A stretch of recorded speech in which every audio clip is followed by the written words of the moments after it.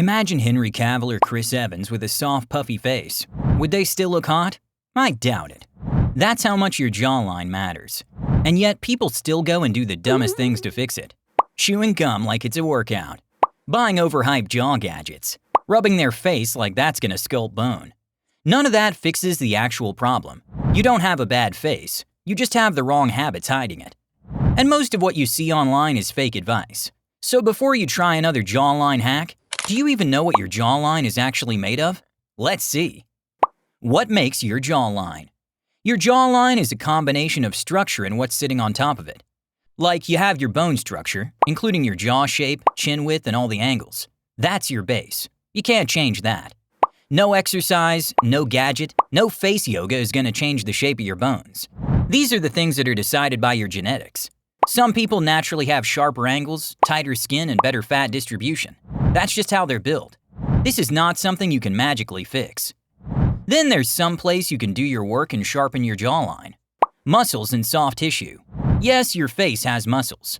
Yes, they play a role, but they're not like your biceps. You're not going to turn your jaw into a superhero structure just by chewing harder. Here are 5 ways that can actually happen. Number 5. Fat loss. We're going to start with the part people hate, because it ruins about 90% of jawline fantasy content on the internet. You cannot target facial fat.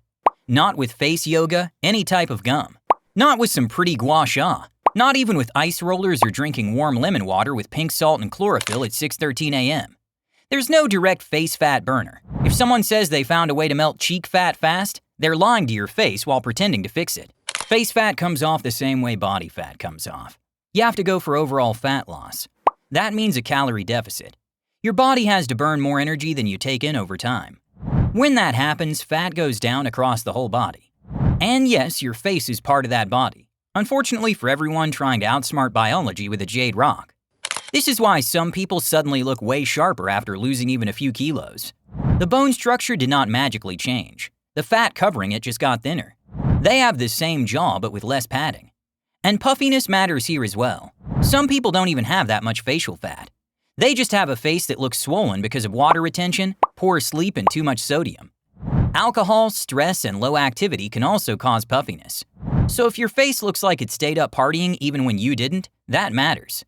A puffy face and a fat-covered jawline can look similar, but they're not exactly the same. Puffiness can improve in days. Fat loss takes longer. That's why some people clean up sleep, food, hydration, and suddenly look less bloated in a week. But the real definition still comes from getting leaner. The most annoying thing here is that the face is often one of the last places to lean out. Your body loses fat where it wants, not where your insecurity wants. So your stomach may shrink, your arms may look better, your shirts may fit looser, and your face can still act like it didn't get the memo. Very rude, but very normal. So yes, fat loss is the biggest factor. If there's extra fat or puffiness hiding your jawline, no trick on earth will beat a proper calorie deficit in time. And once that layer starts going down, then we can talk about the smaller upgrades. Number 4. Train the muscles. Now, after fat loss, some people expect their jawline to look like that of Ben Affleck.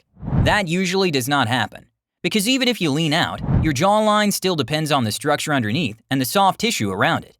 And yes, that includes muscles. The main muscle you have to obsess over is the masseter. It's the thick chewing muscle at the side of your jaw. This is the one you can feel clench when you bite down. It helps close the jaw, and if it's more developed, it can add a little extra width and firmness around the jaw area. But let's calm down before you start chewing furniture. Training this muscle can have some effect, but it's not magic. It's just a finishing touch. If your face is still carrying extra fat or puffiness, training the masseter is like polishing a car that's still under a blanket. Now, let me tell you something about those jawline gadgets, especially that famous hard silicone ball people bite with their front teeth like they're trying to win a weird dentist challenge. Don't do that. Biting hard resistance with your front teeth is a dumb idea. Your incisors are not designed for heavy crushing loads. They're for cutting, not force training. If you overload them, you risk stressing the teeth, the jaw joint, and the tissues around them. Great way to chase a jawline and end up needing a dentist. If you want to use resistance at all, force belongs more toward the molars, because the back teeth are built for real chewing pressure. That's basic mechanics. But even then, overdoing jaw resistance can irritate your jaw joint, create headaches, or make the jaw painful. So no, harder is not better. Chewing tougher foods or gum can increase masseter activity a bit, But again, the effect is so small. Some people already have overactive masseters from clenching or grinding and actually end up with jaw tension. You will not have a better face. What I'm trying to say is that yes, you can train the muscles a little. Facial muscles matter, but this step has minimal impact compared to fat loss and posture. So just go easy on TikTok exercises. Don't overdo anything. If some exercise is causing you pain, ditch it right then and there. It's actually the next thing that matters the most. Number 3. Correct your posture. Posture can make your jawline look better or worse instantly. That's why some people look sharp in one photo and soft in another, even on the same day. If your head's always drifting forward and your chin is hanging down because your spine has the posture of a melted spoon, your jawline is going to look worse, period. Forward head posture compresses the tissues under the chin and softens the neck-jaw angle. In simple words, it makes everything look more droopy. You could have a decent jawline hiding there, but your posture is basically sabotaging the reveal. So you have to correct your posture to show off your sharp jawline. Head stacked over shoulders, chin slightly tucked, and have your shoulders back and down. Not military robot posture, just normal upright human posture. Now let's talk tongue position, because that affects the overall look as well. Your tongue should generally rest up, on the palate, and not flopping at the bottom of your mouth like it gave up. Lips closed, teeth lightly apart, tongue resting upward. That supports better oral posture. No, this is not some magical bone remodeling trick that turns you into a model by Thursday, but it does improve the way your lower face and neck sit. And while we're at it, let's talk about breathing. Number 2. Breathe right. If you walk around mouth breathing all day, you're not helping your face, or your sleep, or your life, honestly. Nasal breathing is the default for a reason. The nose filters, warms, and humidifies air better. It also supports better tongue posture, better oral posture, and in many cases, better facial appearance over time. Mouth breathing causes a more puffy, tired-looking face. Now, let's be careful here. Mouth breathing is sometimes a symptom of allergies, nasal blockage, a deviated septum, etc., etc. But if the nose is clear and you still default to mouth breathing, that habit needs to go.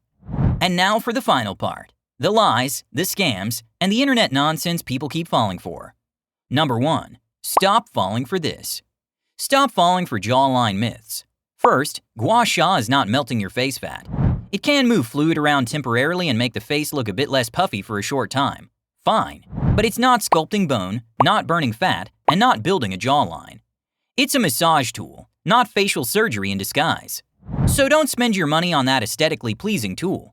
Just use your fingers to massage your face a little to improve puffiness. You also have to ditch those detox hacks. Those are garbage. No tea, lemon shot, weird powder, or influencer potion is secretly exposing your jawline. If your face gets less puffy after one of those, it's probably because you also drank water, slept, or stopped eating like a disaster for 2 days. And let me stop you right there before you start chewing gum for hours.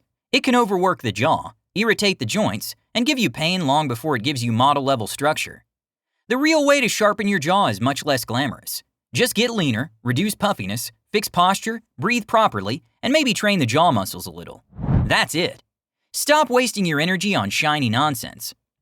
So now that you know all this, which right habit are you going to adapt first? Let me know in the comments section below. And if you want more real, no BS tips like this, hit subscribe. I promise to keep it simple, honest, and actually useful. Goodbye for now.